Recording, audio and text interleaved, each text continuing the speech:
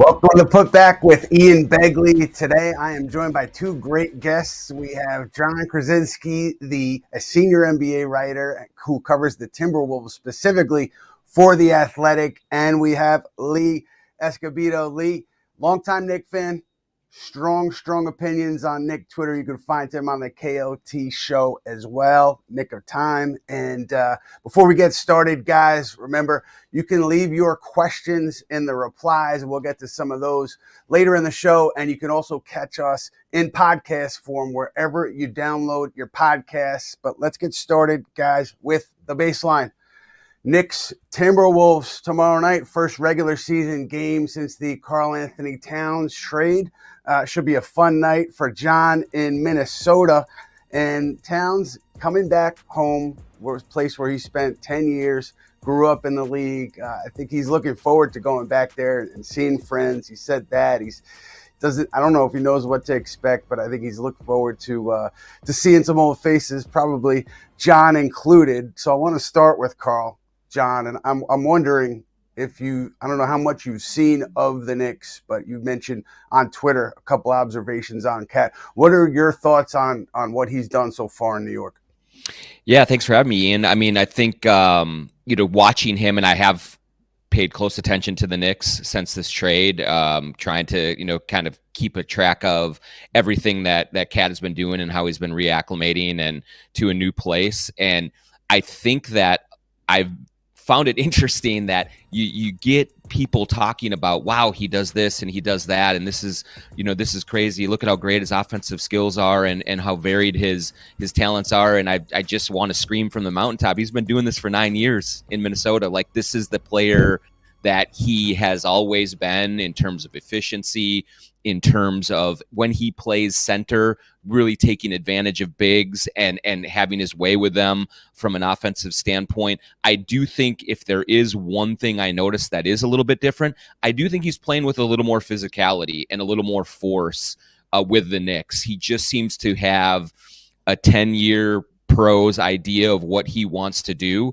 And I think moving from power forward, which is what he played the last 2 years in Minnesota, back to center in New York is a little more comfortable for him. He knows what he has to do there and how he has to get to his spots.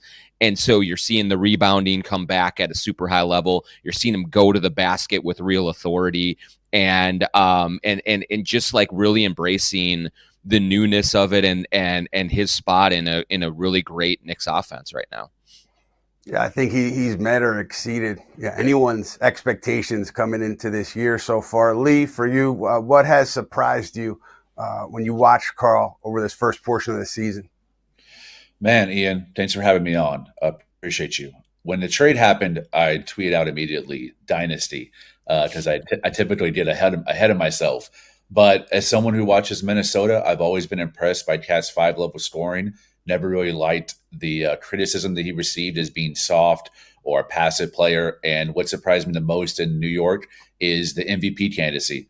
I think he's really put together not just being a dominant offensive player and getting his own shot, but making the pass that leads to the pass that hits a shot. That's been, I think, the playmaking and the passing that's been the most of revelation for this Knicks team, because he fits in really seamless. He's not a system player. He's very much plug and play, and he's really developed an elite chemistry with Jalen Brunson to pick and roll. Yeah, I'm going to go off the court. Maybe this isn't a surprise to John, just like Karl's offensive game is not a surprise to John, but the idea that he's come in here and he has fully stated that this is Jalen Brunson's team. He calls him Cap for captain all the time. He said several times, look, I just need to kind of get out of the way and let Jalen do what he does. And he's really embraced that sort of hierarchy. And I don't think Jalen Brunson cares at all whether people say this is his team or not. But I think it just creates an easier dynamic day in, day out around an NBA team when a player is accepting of that role, especially a player of Towns' stature. John, I'm curious, when Anthony Edwards, when it was clear that Anthony Edwards was kind of taking over as the number one option, how did Karl adjust to that? Was it an easy adjustment? And how much of that do you think helped him coming into New York? Yeah, no, I think it's a really underrated part of Karl's personality and his approach to the game is his willingness to sacrifice for teammates. He was the man here in Minnesota for a very long time, the number 1 overall pick. And then Anthony Edwards comes in as another number 1 overall pick, and he's dynamic and he's really charming and he's ultra skilled. And you can see you could see the public narrative start to swirl. And whose team is it? Is it Cat's team? Is it Ant's team? And, in this league, a drama-filled league, people try to look for, conflict, and they tried to create it with Cat and Ant. And Cat just never would have that. He was ultra supportive of Anthony Edwards. He loved to share the spotlight with him. He had no problem stepping into the background when needed to let Ant shine. Anthony Edwards was also very good about sharing that spotlight with Karl-Anthony Towns. So they got along great. Cat was very deferential to him and very accommodating to him. And the other player that Karl-Anthony Towns was incredibly accommodating to was Rudy Gobert. The season before Gobert arrived, Karl-Anthony Towns was an all-NBA third-team center. And when they bring in Rudy Gobert, you're asking an all-NBA player to move positions, the face of the franchise, to move positions. And he did that for Rudy Gobert and to accommodate Rudy. And he was the Timberwolves player who was probably most invested in throwing Rudy the ball, getting him involved in offense, keeping him included. And so when he went to New York, I wasn't surprised at all that this was the approach that he had with Jalen Brunson, especially now that there isn't the long-term history of Karl with the Knicks franchise just as a franchise player. He's the new kid on the block. He's coming into a situation where Jalen Brunson is the established leader. And I always assumed that he was going to come in and be very welcoming, but also very deferential to Jalen's status. Karl wants to do the right thing from a teammate perspective that way. And, we've seen all across the league power struggles, players with selfishness or wanting more for their role and jealousy and pettiness and things like that. That's just never been Karl-Anthony Towns at all. It's definitely been interesting to watch. And John, your perspective there is invaluable. So thank you for that. And Lee, I'm curious for you, it's so early, right? I think ultimately this trade will be judged in what happens in June, playoff appearances, championships, deep playoff runs, things like that. But where are you in terms of judging this deal at the moment as the Knicks get set to play the Timberwolves?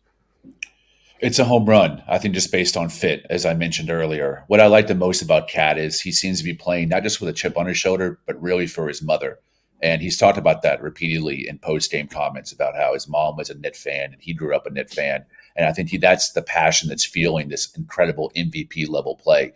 But I also think there's a huge difference between Randle and Karl-Anthony Towns. It's not just on the basketball side. It's also a level of self-awareness. Karl-Anthony Towns really operates on and off the court, very self-aware. He's not afraid to roast himself. He's not afraid to break the fourth wall with the Knicks fans and engage with them. And he doesn't try to act like he's fake tough or has fit a certain role. He's also shown that he's one of the most skilled offensive players in the league today and an all-around great teammate. If you listen to any of the commentary from his teammates in Minnesota today, from Gobert to Mike Conley, they all praise his character, not just his character, but his ability to really fit in and cultivate a sense of team unity. And I think he's doing that in New York as well. And the team needed it because Julius Randle was a big personality on the team. This team was originally built around his persona. And so Karl-Anthony Towns has really fit in seamlessly and helped build a bridge between everyone with his new role. Lee, you mentioned Julius. John, I'm curious, your impressions early on of Julius so far in Minnesota, and as a follow-up, just where do you think his future is there? He's a looming free agent. Yeah, he's come in and from a fit standpoint, chemistry standpoint, certainly fit in well in the locker room. The guys really like being around him. He really has enjoyed the welcoming that he's gotten in Minnesota. He's talked about kind of the environment, the community, and the way people have embraced him. On the court, it has been clunky at times. It's been a work in progress for sure. I mean, he is a ball-dominant type of a player. Anthony Edwards is a ball-dominant type of a player. And I think that he's still trying to find that rhythm with Ant in the two-man game. Also working with Rudy Gobert. Gobert is a very unique guy and teammate to kind of learn both offensively and defensively how to play with him and around him. And there have been really good moments. He's hit a buzzer beater game winning shot for the Wolves. He's put up very consistent numbers, but then you can also see that there are times where he is not yet fully comfortable with just his responsibilities on the court, what they need from him, when it's time for him to really be aggressive and assertive, and when it's time for him to get others involved. I think that's all part of the acclimation process that's just taken a little bit of time here. And a lot of the Wolves officials and people expected, kind of a longer, steeper learning curve for Julius Randle to fit in here. I honestly think you could say the same thing for the Knicks. I mean, I know they want to win every game and the standings are important, but I do think that by and large, this regular season, get through it healthy and figure out what works and what doesn't work. And so, Lee, I'm curious from your perspective, have you hit the panic button at all over the course of this first part of the season? Anything worry you to the degree that you're concerned that the Knicks won't make it to where you would like to see them go? I'll touch on Randle first. I'm a big reader, so I like to watch the NBA in kind of Shakespearean terms. And I've always seen Julius Randle as a Macbeth of Minnesota. He's someone who I think can be looked at as a hero and a villain in some ways. The stats have went down a little bit in terms of rebounding and assists, but his efficiency has actually been pretty solid playing his role next to Anthony Edwards and Gobert.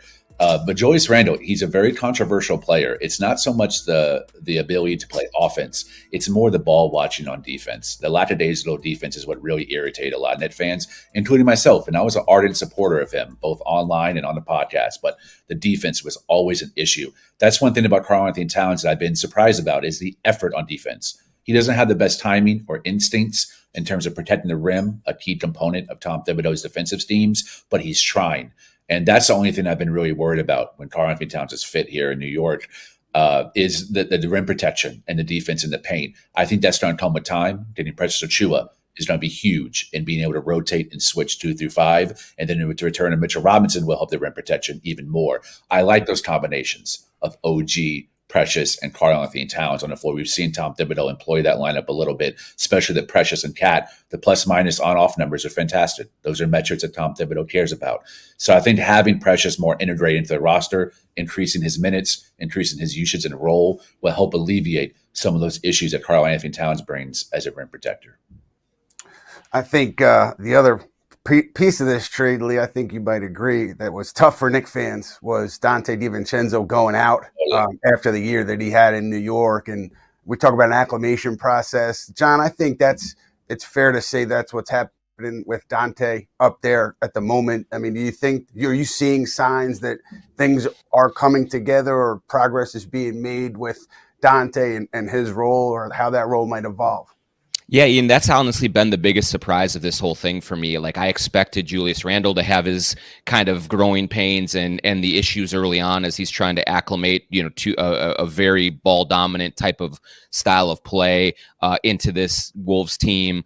And defensively as well. But I thought Donte DiVincenzo was going to be much more seamless integration, plug and play, the way that he shoots, the defense that he plays, his ability. It just hasn't quite clicked in yet. And what we have seen so far is I do think it has been a big adjustment for Donte going from, the second half of the season with the Knicks last year where he was a starter.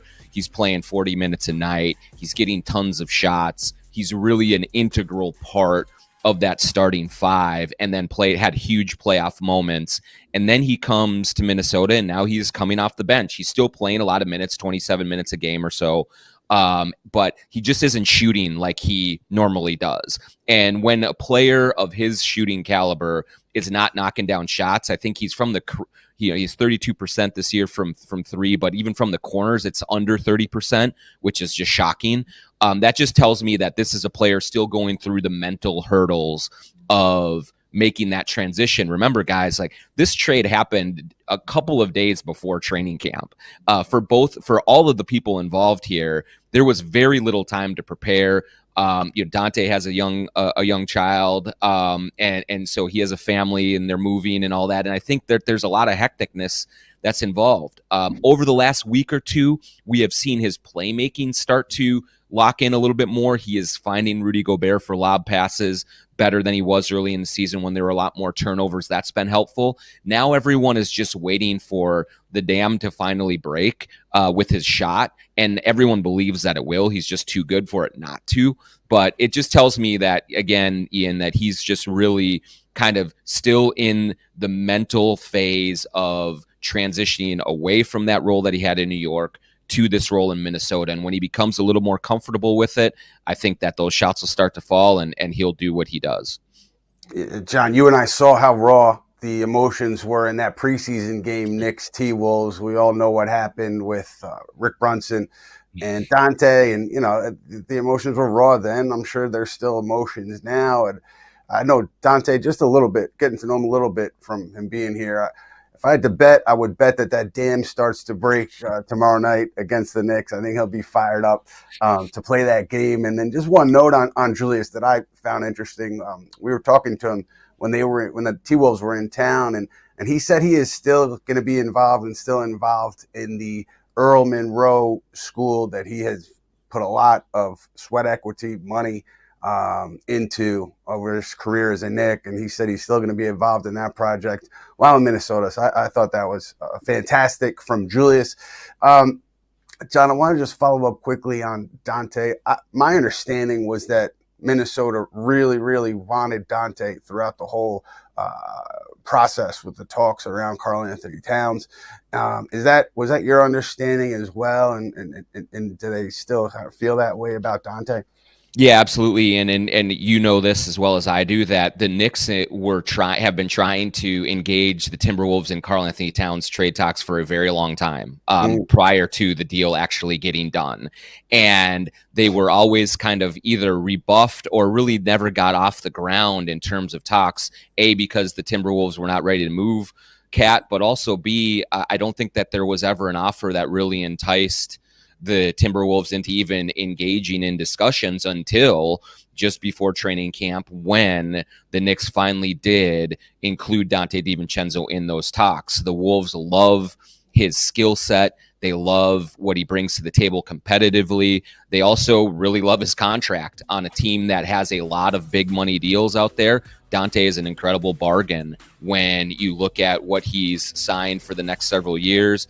I think it's around $11 million a year. It's a very attractive asset. And so, even though things have not gone great here early on in his tenure with Minnesota, he has been told by team officials and everyone that, hey, we're not trading you. You are part of this team.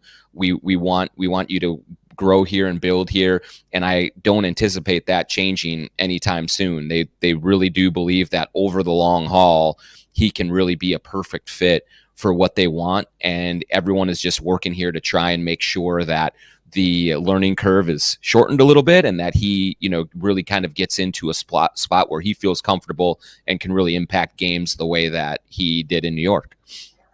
And Lee, I'm curious for you, how have you seen this Knick team not make up for Donte's absence, but how have you seen it change in Donte's absence, and who do you see as kind of having filled the void in his role? Donte thrived in New York because of his ability to play off ball.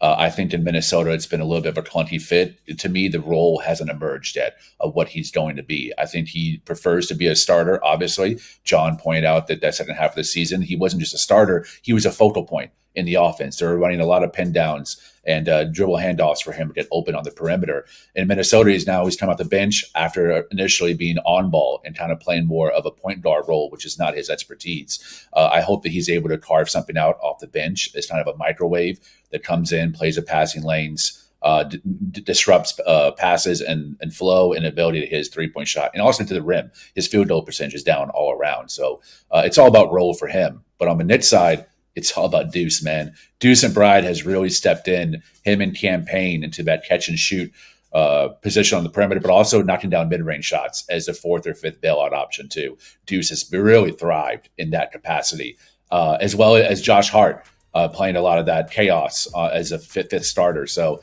I think Deuce is it's from IQ to Grimes, from Grimes to Donte, and Donte to now Deuce McBride, I think there's definitely a high level of attention on development and roles in this Knicks organization. And Deuce is another player who's on an incredible contract and has stepped in and increased his scoring averages and his percentages, and really is now the most important bench player for this Knicks team as a sixth man. Yeah, it's going to be interesting to see how that bench evolves over the course of this season. Obviously, plenty of basketball to be played. Now we were moving on to what we learned, which is presented by Binghamton University. Binghamton University was named the top school in the SUNY system, according to recent rankings from the Wall Street Journal and Forbes. Visit binghamton.edu for more. One item here in the What We Learned section is Landry Shamet getting back on the floor, played for the Westchester Knicks a few nights ago.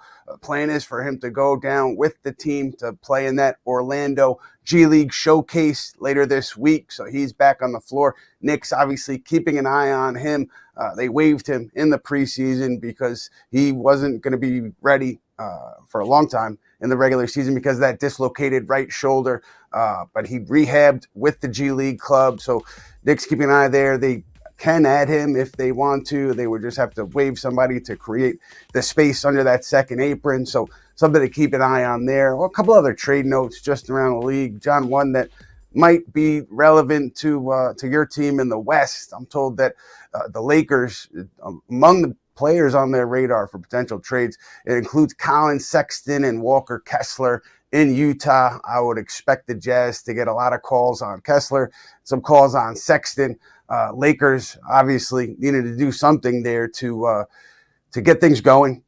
Season hasn't been what they've wanted it to be so far. So interesting to see what they will do or won't do at the deadline. We also noted that Denver, your group, John, The Athletic, reported Denver looking for some scoring help. And Brandon Ingram is one name that had been on their radar as they pursue that help. And if you look at their contracts, their salaries on the roster, Michael Porter Jr. is the clearest way for them to get one of those big salaried, big name scorers.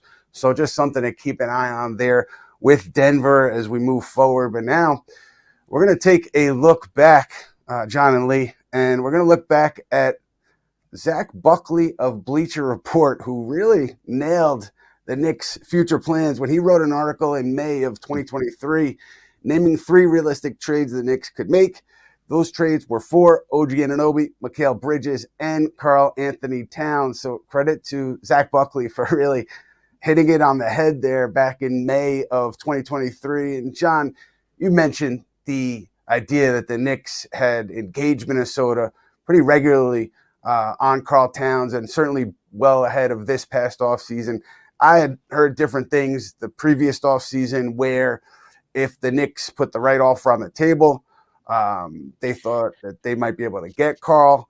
Obviously, nothing happened, but this has been something that had been at least on their radar for, I think, since Leon Rose came in the door, honestly, because Karl-Anthony Towns Sr., Karl's dad, I remember he was at the game where Leon Rose was first introduced as president, his first home game as Knick president. So the ties there are very strong. And so it's been something that's kind of been out there in the ether. What was your understanding about this thing leading up to this offseason? Yeah, I mean, certainly as soon as Leon did take over in New York, there was immediate speculation. Folks in Minnesota are used to Knicks media, maybe Knicks fans saying every Timberwolves player is going to New York. Why wouldn't they want to leave Minnesota and go to New York? To Karl's credit, he always professed love for Minnesota. I think he was shocked when the trade actually did go down. But yes, I think Ian, big picture, I think that there were multiple sort of engagements over the years. I think prior to this last year or so, it was more kind of dipping the toe in the water. I don't think the Timberwolves were ever really close to wanting to trade Karl-Anthony Towns. And so, if you want to dance, you got to find a willing dance partner. And even as much as the Knicks may have wanted to get Karl-Anthony Towns in the past, the Wolves just were never going to engage. The other thing that I kept hearing about was, you wondered if, hey, are the Knicks actually going to, over the previous couple of years, are they going to target Joel Embiid? Is it going to be Giannis? Right. Is it going to be other big name players? And I think some of those options were taken off of the board over the last couple of years with contracts, with Giannis winning a title, all of these other things. And that also kind of allowed the Knicks to really even solidify even more around Karl-Anthony Towns as a viable option. Certainly with Mitchell Robinson's injury as well, that increased the intensity or the urgency for the Knicks to try and get a real option at center going into this season. And really the Timberwolves always just kind of sat back and said, if you're really serious about having a Karl-Anthony Towns conversation, come to us with the real offer. And in from my estimation, what I had heard over the last 3-4 years, the Knicks never really brought a real offer to them that they felt worth considering until, September of this year, where they really started to ramp it up and put Donte Divincenzo in the mix, put the draft pick into the mix. And that, coupled with the Wolves salary cap situation and the new collective bargaining agreement and all of the things that factored in, at least opened the door more than it ever had been, and they were able to hammer out a deal. Yeah, I'll just to add to that, I do think, Jalen Brunson's ascension as a player and the idea that, people in the organization, decision makers, felt that, Karl Towns would be such a good fit with Jalen Brunson offensively. And so I do think that was another element that really pushed the Knicks towards Karl, in addition to everything that John said. And Lee, for you, obviously we asked you your thoughts on the trade, but just out of curiosity, is there, when Leon Rose took over, or over the course of his tenure, when you talked about those bigger names that John mentioned, where did Cat rank on your list when you're talking about a Giannis and Embiid and others? Was he at the top of your list? And I ask that because it's just funny how sometimes things work out, and in the end, maybe it's the guy who Knicks fans weren't in love with the idea of trading that really ends up being a good fit. I was an advocate for him, but he wasn't high on my personal list. But I did think, because of the ties to CAA and Leon Rose being his agent, for Karl-Anthony Towns when he was with CAA, I thought he was always viable, as well as Embiid and the other guys that Leon Rose was managing. But to me, Leon Rose has been masterful at his job because he knows when to sell high. And not just that, he has firsthand experience of how James Dolan Knicks have operated in the past, and he's done the exact opposite since taking over. He was an agent for Eddie Curry, Andre Bargnani, Carmelo Anthony. He's seen Dolan time and time again push all the chips to the middle on a player who's either past their prime or not a good fit on or off the court. Karl-Anthony Towns checks all the boxes. Tom Thibodeau was his first coach and really leaned into him to become a better defender and a better rebounder. Karl-Anthony Towns put his best stats under Tom Thibodeau. Gerson Rosas was a GM for Minnesota and was the one that really scouted him and drafted him. And now he's in a part of a Knicks front office. And then I mentioned the Leon Rose's agent relationship with Karl-Anthony Towns. So it made sense. Whether he was at top of my list or not, to me, is inconsequential because Leon Rose knows better than I, and Leon Rose really understands fit, I think, better than the fan ever does, because he knows his players and who they are in terms of their character and what kind of human beings they are. And he's really galvanized a group around Brunson that fits as teammates and everyone understanding their role. You bring up a great point about Leon Rose knowing the inner workings of the Knicks just from being an agent, several clients on the team. Something I think about a lot. And I think the idea that he learned about what was working there, what wasn't working there, learned a lot about what was going on under the hood in his role as an agent. I think that really informed him as team president. Right now, we're going to move ahead to our quick injury update section of the show, and the injury update right now is what it always is. Mitchell Robinson, he mentioned on TikTok Live that he was running on a treadmill today, and that was a couple of days ago. That was Let's Talk Knicks dug that one up, so credit to them. And the idea that he's running on a treadmill is a positive. It tells you that progress is being made.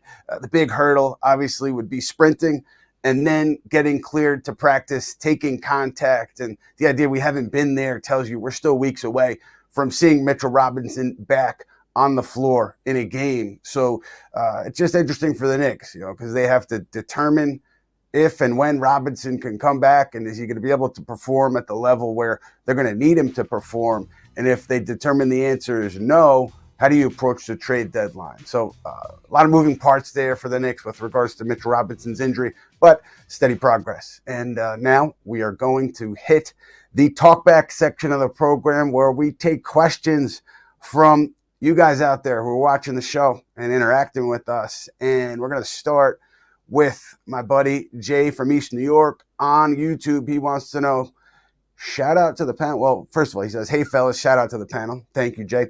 He wants to know who's the X factor, for the Knicks against the T-Wolves. John, I'll go to you with the Minnesota. Who is the X factor for your club? Yeah, it's going to be for the Timberwolves. I think Jaden McDaniels has played really, really well of late, especially offensively, picking up his rebounding. He's gotten back to that all-defensive player that he was last year, and is really kind of leading the way a little bit. So if he can knock down some shots and grab some rebounds against a very tough and physical Knicks team, that will help them a lot. I think Anthony Edwards will be ready to play against Cad on national TV. Julius will and Donte will have their emotional kind of lift ready. They need Jaden McDaniels kind of locked in and really kind of being a kind of a dominant defensive player against this really great Knicks offensive team, but they also need him to contribute offensively to help them keep up from a shot making standpoint. Yeah, maybe not an X factor for me, but Mikal Bridges defending Anthony Edwards and getting into the ball, and how the Knicks, if they're able to have success on Edwards, it starts with Bridges. So that's what I'm looking at. And we also have a question here from, Fritz Alcindor Jr. on YouTube. Thank you, Fritz. Fritz wants to know, is the Knicks drop-off in defense a problem that needs to be solved within or by returning or adding personnel? And I want to go to Lee here. Lee, your thoughts on the defense. Can it be solved from within? Do they need to go externally to figure this thing out? Yeah, that's a great question. Shout out Fritz, part of a KOT family. Love you, brother. I think the reinforcements are coming once Mitchell Robinson is healthy. If there's one trade that I would advocate for the Knicks to make, it would be for someone who can guard the point of attack. It's what we've been missing with Mikal. It seems to have lost a step from his Phoenix days when he was All-NBA first-team defender. I think we need maybe one more guy off the bench. That could be Shamet. It could be Deuce in an increased role. I'm not sure. But to me, the real keys are Mitchell Robinson Jr.'s return and Precious Achiuwa's full reacclimation into the Knicks rotation. To me, his physicality, his ability to switch on defense, his ability to close out on the three-point line, but also protect the rim is crucial. And one of my most controversial takes is never trade Mitch. He has his issues. He is paper man. He gets injured all the time. But I love his heart. I love his rebounding. And you don't need those type of guys when you're guarding the Jokers or the Embiids or the Miles Bridges, those guys who can really dominate in the paint or the mid-range. You need Mitchell Robinson. He showed his importance in that Philadelphia series last playoffs. Fellas, we are going to close with a question from Sam on YouTube. John, I won't burden you with this one. Lee, I'm curious to hear what you're going to say. Is there a player? Can you give me the name of one player that the Knicks could and should acquire at the deadline? Instantly, Dorian Finney-Smith. I live here in Dallas. I've watched almost every Mav game in my entire life for almost 20 years. And Dorian Finney-Smith is one of the best Swiss Army knife defenders. He can guard not only the point of attack, he can also front bigs and cut off driving lanes as well. Sits 7, but plays a lot bigger. Can guard 1 through 5, has a 3-point ability, great catch and shoot option. I think we have the swaps, and this would be the only trade I would advocate for Mitch being included. The only one that's realistic, right? Herb Jones is not realistic, but Dorian Finney-Smith is someone who I think we have to pay another Nets tax because we are dealing with Joe Tsai, a mortal enemy to New York Knicks fans. But I really think that Dorian Finney-Smith would solve. I mean, you could put him in the starting lineup and put Josh Hart in the bench, or you could have Dorian Finney-Smith being the sixth man. I love Finney-Smith's game, and he's also a dog. Not a good character, but definitely a dog on the court, and I think Tibbs would really love him. That's an interesting option. The Nets, they got 3 seconds back for Dennis Schroeder, sent 1 second out. So that's getting 2 seconds back for Dennis Schroeder. I think that tells you where the market might be for them with Dorian Finney-Smith, who would not have the same trade value as a Schroeder. So you think he'd be gettable out there on the market. But we will see how things progress here. And John, Lee, we can't thank you guys enough for your time, for jumping on with us. John, enjoy that game up north tomorrow night. We'll certainly be keeping an eye on your coverage on The Athletic. And Lee, keep giving us your takes. We'll be keeping an eye on you, Twitter, KLT show, everything. So thank you guys for joining us. And our next show here on the Putback is coming Tuesday, January 7th. So happy holidays, happy new year to everybody who's checking us out. Be sure to join us again in the new year.